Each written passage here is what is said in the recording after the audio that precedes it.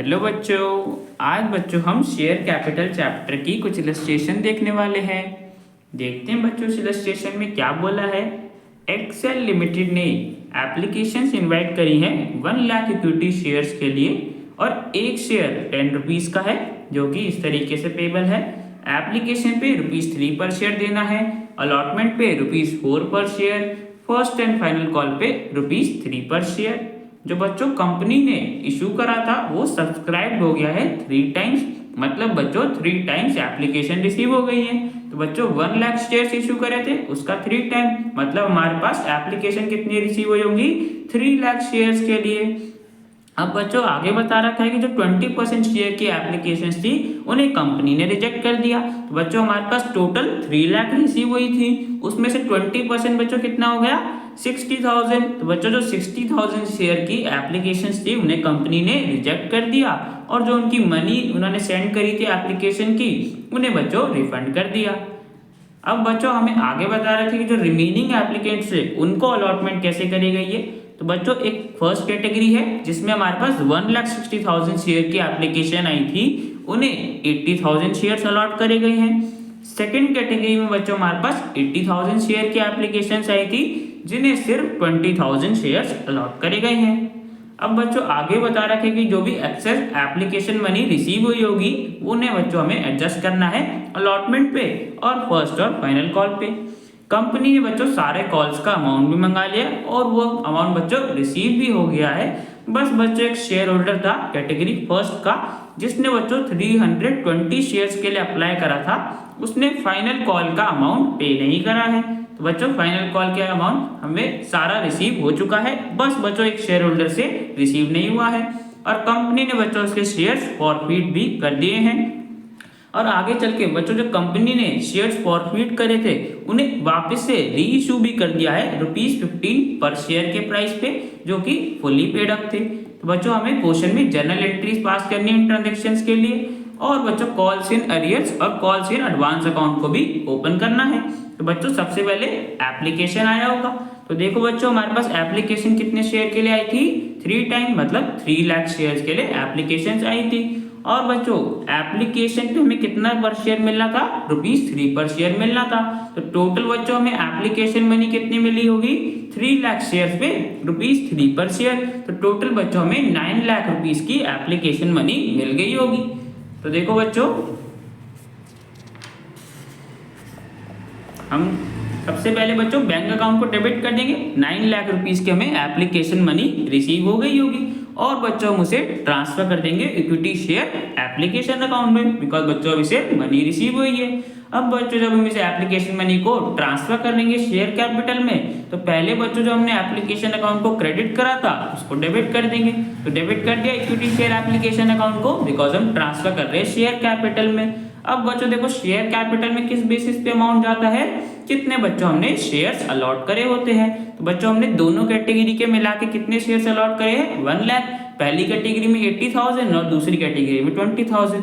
Total बच्चों हमने 1 lakh shares allot करे। तो उसके बेसिस पे ₹3 पर शेयर की एप्लीकेशन मनी जो हमें मिली उसे बच्चों हम शेयर कैपिटल में ट्रांसफर कर देंगे। तो बच्चों 3 लाख रुपीज हमने शेयर कैपिटल में ट्रांसफर कर दिए। अब बच्चों जो हमारे पास एक्सेस एप्लीकेशन मनी बच गई उसको बच्चों कैसे एडजस्ट करना है वो देख लेते हैं। तो बच्चों देखो हमारे पास 2 कैटेगरी थी। सबसे पहले कैटेगरी फर्स्ट का देख लेते हैं जिसमें बच्चों हमारे पास 1,60,000 शेयर के लिए एप्लीकेशन आई थी। तो बच्चों हमें एप्लीकेशन मनी रिसीव कितनी हुई होगी कैटेगरी फर्स्ट के एप्लीकेंट से 1,60,000 शेयर के एप्लीकेशन पे ₹3 पर शेयर हमें रिसीव हुआ होगा। तो टोटल बच्चों हमें 4,80,000 रिसीव हुए होंगे, जबकि बच्चों हमें रिक्वायर्ड कितनी थी, हमने उन्हें कितने शेयर्स अलॉट करे 80,000। तो बच्चों 80,000 के हिसाब से ₹3 पर शेयर की एप्लीकेशन मनी हमें सिर्फ चाहिए थी। तो टोटल बच्चों हमें सिर्फ 2,40,000 चाहिए थे, बट एप्लीकेशन मनी उन्होंने ज़्यादा भेज दी। तो जो बच्चों हमारे पास एक्सेस एप्लीकेशन मनी बच गई है उसको बच्चों हम अलॉटमेंट पे एडजस्ट कर देंगे। तो बच्चों हमारे पास 2,40,000 रुपीज़ की एप्लीकेशन मनी बच रही है। अब बच्चों हम इसको अलॉटमेंट पे एडजस्ट कर देंगे, पूरा अमाउंट बच्चों एडजस्ट हो जाएगा, तब भी हमारे पास बच्चों इनका कोई सरप्लस नहीं बचेगा। तो बच्चों हमने इनकी तो अलॉटमेंट पे एडजस्ट कर दिया। अब बच्चों कैटेगरी 2 का देख लेते हैं। तो बच्चों कैटेगरी 2 में हमारे पास 80,000 शेयर की एप्लीकेशन आई थी, जिसपे ₹3 पर शेयर हमें रिसीव हुआ होगा। तो टोटल बच्चों हमें कैटेगरी 2 के एप्लीकेंट से ₹2,40,000 रिसीव हुए होंगे। उसमें से अब बच्चों देख लेते हैं हमें कितने चाहिए थे। तो बच्चों हमने कंपनी ने तो सिर्फ 20,000 शेयर्स अलॉट करे हैं, उसके हिसाब से ₹3 पर शेयर देखा जाए तो बच्चों कंपनी को तो सिर्फ 60,000 रिक्वायर्ड थे, 60,000 मिलनी चाहिए थी एप्लीकेशन मनी। अब बच्चों जो हमारे पास एक्सेस एप्लीकेशन मनी आ गई है, इसको बच्चों अब हम एडजस्ट कर देंगे। तो हमारे पास 1,80,000 की एक्सेस एप्लीकेशन मनी बच रही है। सबसे पहले बच्चों हम इसको अलॉटमेंट पे एडजस्ट करते हैं। तो देखो बच्चों हमारे पास 20,000 शेयर्स हमने अलॉट करे, उस पर अगर हम अलॉटमेंट का अमाउंट देखें जो कि ₹4 था, तो बच्चों हमें 80,000 इन शेयर्स पे अलॉटमेंट के टाइम पे मिलेगा, जो कि बच्चों हम पहले ही एडजस्ट कर लेंगे बिकॉज हमारे पास एक्सेस एप्लीकेशन मनी है। तो बच्चों हमने 80,000 एडजस्ट कर दिए 1,80,000 में, तब भी बच्चों हमारे पास 1 लाख की एप्लीकेशन मनी बच गई। अब बच्चों इस एप्लीकेशन मनी से हम अपने फर्स्ट और फाइनल कॉल का अमाउंट एडजस्ट कर लेंगे। तो बच्चों फर्स्ट और फाइनल कॉल पे हमें कितना रिसीव होना था, 20,000 शेयर्स अलॉट करे गए और फर्स्ट और फाइनल कॉल का अमाउंट था ₹3 पर शेयर। तो टोटल बच्चों हमें 60,000 रिसीव होना था 20,000 शेयर्स पे, जो कि जिसको बच्चों हम एडजस्ट कर लेंगे एक्सेस एप्लीकेशन मनी से। तो टोटल बच्चों हमने 1,40,000 एडजस्ट कर लिया एक्सेस एप्लीकेशन मनी से, तब भी बच्चों हमारे पास ₹40,000 का बैलेंस बच गया। अब बच्चों इस बैलेंस को तो हम कहीं एडजस्ट नहीं कर सकते, तो बच्चों इस बैलेंस को हम रिफंड कर देंगे। ठीक है बच्चों, तो बच्चों देख लेते हैं यहाँ से हमें क्या क्या पता चल गया अभी तक कि अलॉटमेंट पे बच्चों हमने कितना अमाउंट एडजस्ट करा। तो कैटेगरी फर्स्ट के केस में 2,40,000 एडजस्ट करा, कैटेगरी सेकंड के केस में हमने 80,000 एडजस्ट करे। तो टोटल बच्चों दोनों कैटेगरीज के मिला के हमने 3,20,000 अलॉटमेंट पे एडजस्ट कर लिए।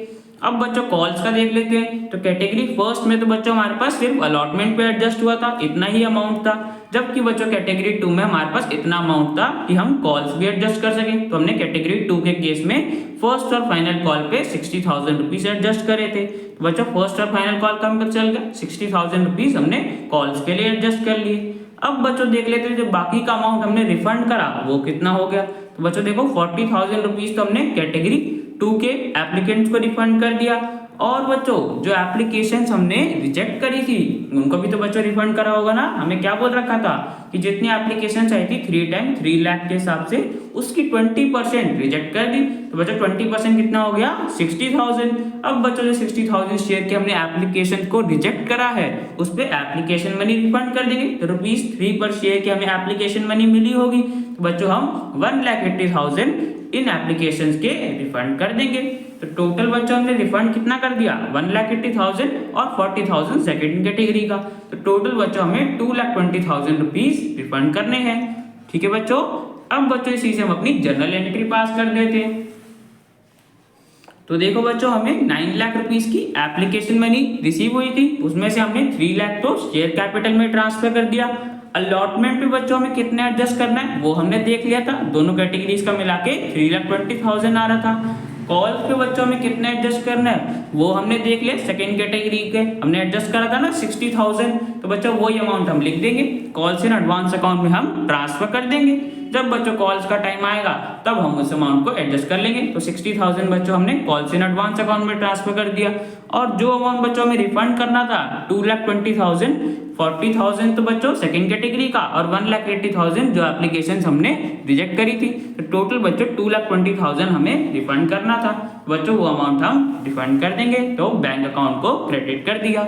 ठीक है बच्चों, तो हमने यहाँ तक एप्लीकेशन मनी को एडजस्ट कर दिया। तो यहाँ पे बच्चों हमारा एप्लीकेशन कंप्लीट हो गया। अब बच्चों अलॉटमेंट देख लेते हैं।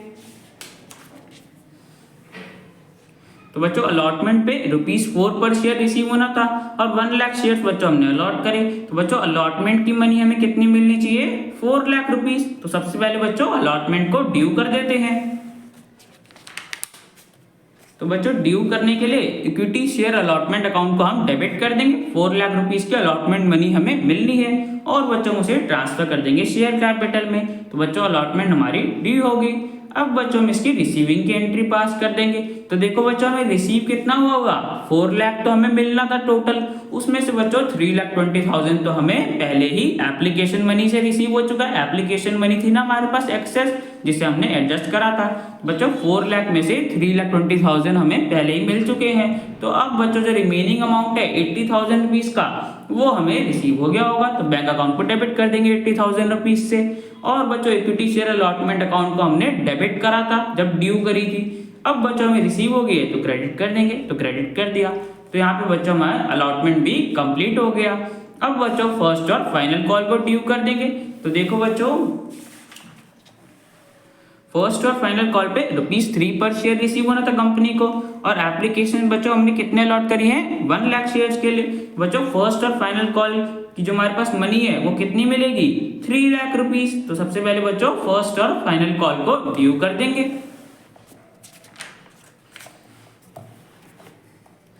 ड्यू करने के लिए बच्चों equity share first and final call account को हम डेबिट कर देंगे। 3 लाख रुपीज की हमें एप्लीकेशन मनी मिलनी है, और बच्चों हम उसे ट्रांसफर कर देंगे इक्विटी शेयर कैपिटल में। तो बच्चों यहाँ पे हमारी फर्स्ट और फाइनल कॉल की मनी ड्यू होगी।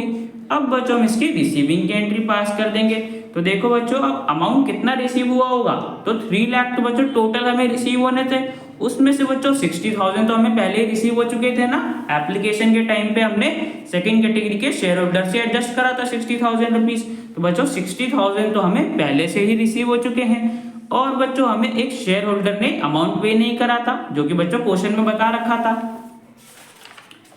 देखो बच्चों हमारे पास क्या था कि एक शेयर होल्डर था जो कैटेगरी फर्स्ट का था, जिसने 320 शेयर्स के लिए अप्लाई करा था, उसने फाइनल कॉल का अमाउंट पे नहीं करा। तो सबसे पहले बच्चों देख लेते हैं कि इसने अप्लाई तो 320 शेयर्स के लिए करा था, उसे अलॉट कितने हुए। तो बच्चों कैटेगरी फर्स्ट का था, तो कैटेगरी अगर फर्स्ट में देखेंगे तो बच्चों हम एप्लीकेशन हमारे पास 1,60,000 की आई थी, और हमने अलॉट कितना करा, उसका 50% 80,000। तो बच्चों जब हमारा ये शेयर होल्डर कैटेगरी फर्स्ट का है, तो बच्चों इसको भी इसके 50% शेयर्स अलॉट हुए होंगे ना। तो बच्चों मतलब इसने 320 शेयर्स के लिए अप्लाई करा है, तो उसका 50% 160 शेयर्स बच्चों इसको अलॉट हुए होंगे। ठीक है बच्चों, हमें पता चल गया कि उसने अप्लाई तो 320 शेयर्स के लिए करा था, बट कंपनी ने उसकी सिर्फ 50% ही अलॉटमेंट करी है, तो उस शेयर होल्डर को 160 शेयर्स अलॉट हुए होंगे। ठीक है बच्चों, तो 160 शेयर्स बच्चों अलॉट हुए थे, जिसमें उसने फाइनल कॉल का अमाउंट देना चाहिए था, बट उसने वो अमाउंट बच्चों पे नहीं करा। तो 160 शेयर्स पे बच्चों हमें ₹3 पर शेयर रिसीव नहीं हुआ। बच्चों ये तो हमारे लिए कॉल इन अरियर्स हो गया ना, हमें कॉल का अमाउंट रिसीव नहीं हुआ, तो बच्चों डेबिट कर देंगे। तो देखो बच्चों हमारे पास 3 लाख टोटल रिसीव होना था, उसमें से 60,000 हमें एडवांस में रिसीव हो गया था एप्लीकेशन के टाइम पे, और 480 रुपीज बच्चों हमें उस शेयर होल्डर से रिसीव नहीं हुए। 160 शेयर्स पे हमें ₹3 पर शेयर रिसीव नहीं हुआ, तो बच्चों 480 रुपीज हमें उस शेयर होल्डर से रिसीव नहीं हुए। तो बच्चों हमारे पास अमाउंट आ जाएगा कि अमाउंट हमें नेट कितना रिसीव हुआ होगा, 2,39,520। ठीक है बच्चों, अब इसी की हम जनरल एंट्री पास कर देंगे। तो बच्चों बैंक अकाउंट में हमारे पास कितना अमाउंट आया होगा वो लिख देंगे, कितना अमाउंट अभी हमने देखा। और बच्चों जब शेयर होल्डर ने पे नहीं करा था, कॉल इन अरियर्स था, मैंने अभी बताया 160 शेयर्स पे हमें ₹3 पर शेयर नहीं मिला, तो उसको बच्चों हम डेबिट कर देंगे, 480 रुपीज हमें नहीं मिला। और जो बच्चों हमारे पास एडवांस में अमाउंट मिल गया था कॉल का, उसको बच्चों हम एडजस्ट कर देंगे। तो पहले हमने क्रेडिट करा था कॉल इन एडवांस अकाउंट को, अब बच्चों कॉल का टाइम आ गया है तो हमें एडजस्ट करना है, तो डेबिट कर देंगे, डेबिट कर दिया 60,000 से कॉल इन एडवांस अकाउंट को।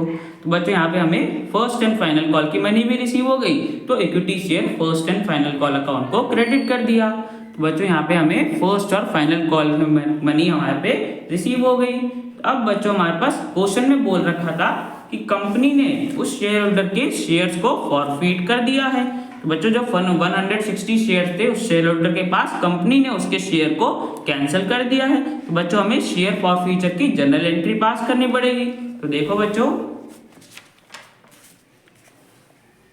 शेयर्स को फॉरफिट करने के लिए सबसे पहले बच्चों हम डेबिट करते हैं शेयर कैपिटल को, जितना अमाउंट कॉल्ड अप होता है उन शेयर्स पे।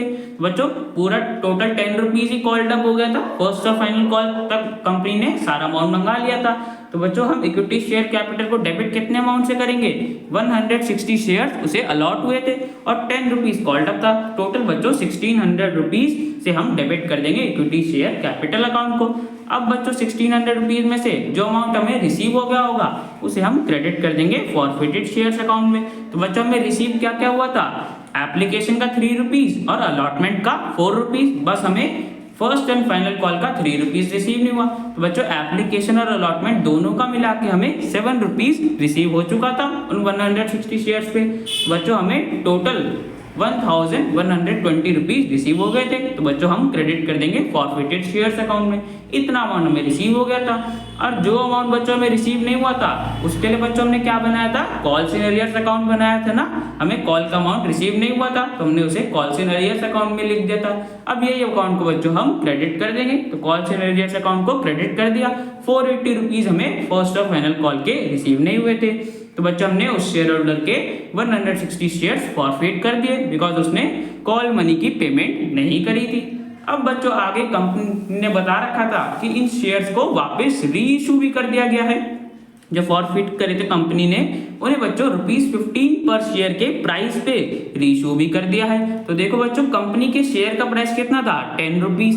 बच्चों शेयर का प्राइस तो अभी भी वही रहा होगा, मतलब बच्चों हमारे पास जो 15 रुपीज में हम 5 रुपीज ले रहे हैं वो बच्चों किसका ले रहे हैं, प्रीमियम का।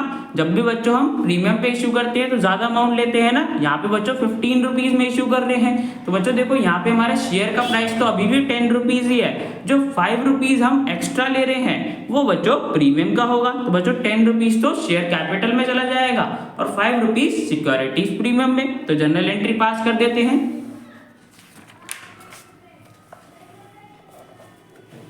तो बच्चों देखो रीइश्यू के टाइम पे हमें बैंक अकाउंट में अमाउंट रिसीव हुआ होगा 160 शेयर्स हमने 15 रुपीज के प्राइस पे इशू करें। तो टोटल बच्चों हमें 2400 रुपीज रिसीव हो गए होंगे। और बच्चों जैसा कि मैंने बताया ₹15 पर शेयर में 10 रुपीज हमारे पास शेयर कैपिटल में चला जाएगा। तो 160 शेयर्स के हिसाब से ₹10 हमने शेयर कैपिटल में ट्रांसफर कर दिया। और जो 5 रुपीज का हम प्रीमियम पे इशू कर रहे हैं उसको बच्चों हम सिक्योरिटीज प्रीमियम अकाउंट में ट्रांसफर कर देंगे। तो 160 शेयर्स के हिसाब से बच्चों हमने सिक्योरिटीज प्रीमियम में प्रीमियम ट्रांसफर कर दिया। तो बच्चों हमने उन फॉरफिट शेयर्स को रीइशू भी कर दिया। अब बच्चों देखो जब भी हम फॉरफिटेड शेयर्स को रीइशू कर देते हैं तो बच्चों हमारे पास एक जनरल एंट्री हमें और पास करनी होती है। क्या बच्चों, जब हमने शेयर्स को फॉरफिट करा था तो बच्चों जो फॉरफिटेड शेयर्स अकाउंट का बैलेंस होता है ये बच्चों हमारे लिए गेन ही होता है ना, बिकॉज बच्चों ये अमाउंट हमें जो 7 रुपीज मिला था इन शेयर्स पे ये अमाउंट बच्चों कंपनी को वापस थोड़ी ना देना है, ये अमाउंट तो बच्चों कंपनी रखेगी। तो बच्चों ये तो एक तरीके का गेन हुआ ना हमारे लिए।